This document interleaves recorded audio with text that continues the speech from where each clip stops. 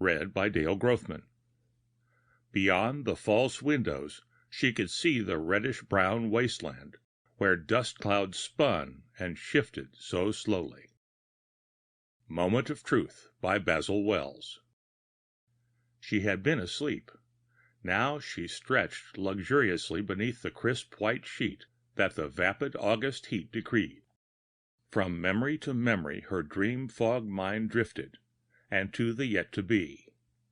It was good to remember, and to imagine, and to see, and to feel, and to hear. She smiled.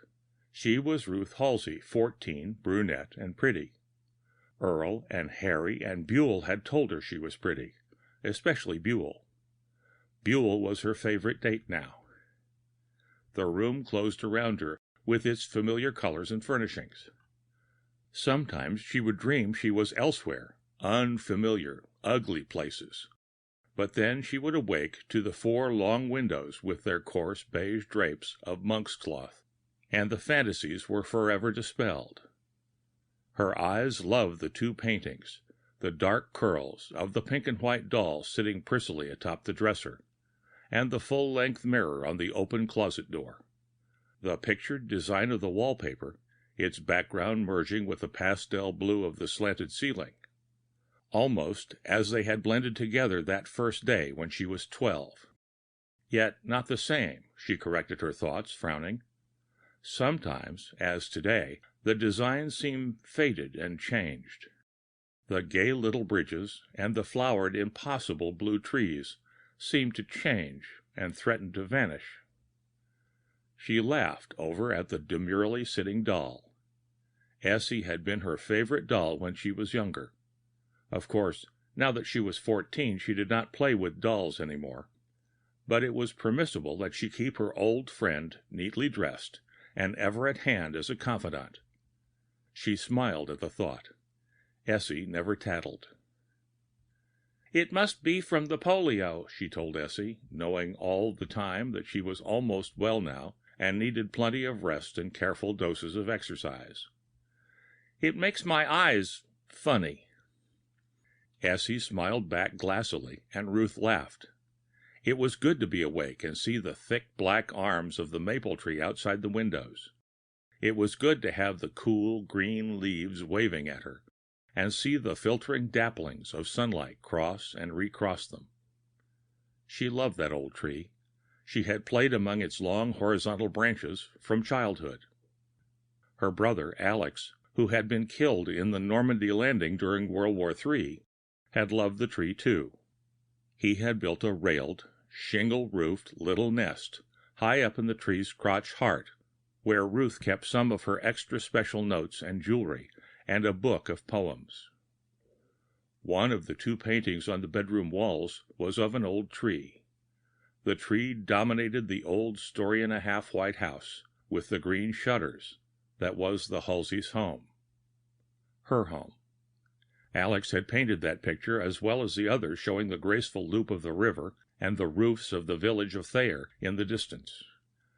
Ruth had been with him as he painted the second picture from the jutting rock ledge 500 feet above the river. "I was just 10 then, Essie," she chirped gaily. "I remember how afraid I was of the height and how Alex scolded." But Alex was dead now, and all she had to remember of him was the paintings and the photographs that Mother kept in a battered brown leather folder. For a moment, the bright sunlight in her beloved maple tree's leaves seemed to dim, and the room wavered about her. She wondered about that. She must tell her father or her mother. Perhaps the polio, light touch of it or not, had hurt her eyesight. Glasses. She shuddered at the thought.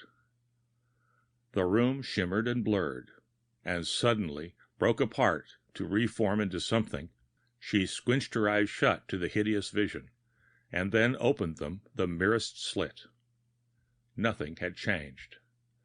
"Mother!" she cried. "Daddy!" she cried. "What has happened?" She heard the door to this hideous travesty of a room opening. Her eyes darted around the sunken metal-walled shell. Even the ceiling curved overhead, and she saw two grotesque daubs taped to the walls that parodied the paintings of her dead brother Alex. The coloring was ugly and the proportions out of line, and it was not canvas, but curled sheets of paper taped and painted to resemble frames. A big man, sandy-haired, with vertical wrinkles deep between pierced blue eyes, came into the room. She shrank into the bed, seeing that the sheet she had tugged taut across her breast was ragged and blue.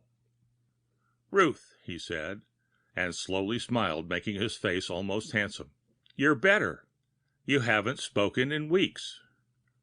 Ruth wanted to giggle, as though they could keep her quiet. Daddy was always shushing her.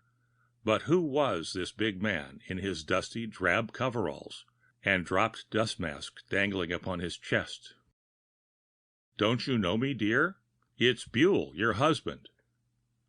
Buell was 15 and only a couple of inches taller than Ruth. Of course he had sandy hair like this man, but this man was old enough to be Buell's father. This was crazy, like one of the dreams that always made her unhappy. So it was a dream. She felt warmth and release. Why not see what this dream had to offer that might be amusing to remember and tell Buell sometime soon? Wouldn't he laugh when he heard she had dreamed about him and been married to him? She saw the strip of shiny metal that masqueraded as her mirror, and where her 4 long windows, with their thick, loose woven drapes, had been, there were only 4 taped strips of paper, with crude pictures of draped windows daubed on them. There were even green dabs of paint and black slashes to simulate her beloved maple tree. "Ruth, do you feel better now? Please don't smile at me like that. I know you love the baby, but this Martian atmosphere is tough, even for men. It wasn't your fault." "Go ahead and talk," Ruth laughed gaily. "This is just another bad dream, and I know it. I'll wake up in a little while and be back in my cool old room." "Blast your room and your dreams." The man went across the room in a swift rush and tore down one of the false windows, the painted strip of paper. And beyond, through a dusty oval glass window, Ruth could see a reddish-brown wasteland, where dust clouds spun and shifted slowly, and a dusty huddle of what looked like Quonset huts or storage sheds of metal. "This is reality, Ruth. You must see it. This pretense, this sleazy imitation of your old room is wrong. You're strong enough, and I love you. You can accept the truth." His face changed. All expression sponged from it instantly as he looked into her eyes, and then it seemed to dissolve into something ugly and yet childish. She saw tears burst through and furrow the dust on his cheeks. "Dear Lord," he cried almost reverently, "must this go on forever? Will she ever come back to me?"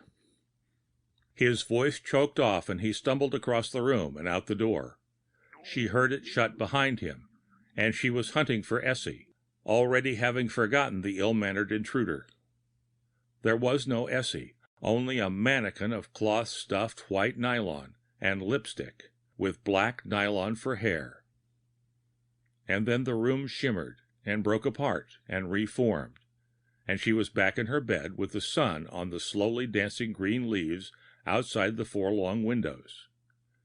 Essie was smiling down at her from the dresser, and the paintings were, as always, soft colors and perfectly drafted. Had she thought there were 4 windows? How silly of her! The second from the right was a small oval of glass, or rather, a glass-covered picture of a desert scene. Odd that she had forgotten about that picture. Oh well, what did it matter? In a few days she would be well enough again to climb out on the giant limbs and into the tree nest that her brother Alex had built. And the boys would come to see her and take her to the drugstore for sodas and sundaes.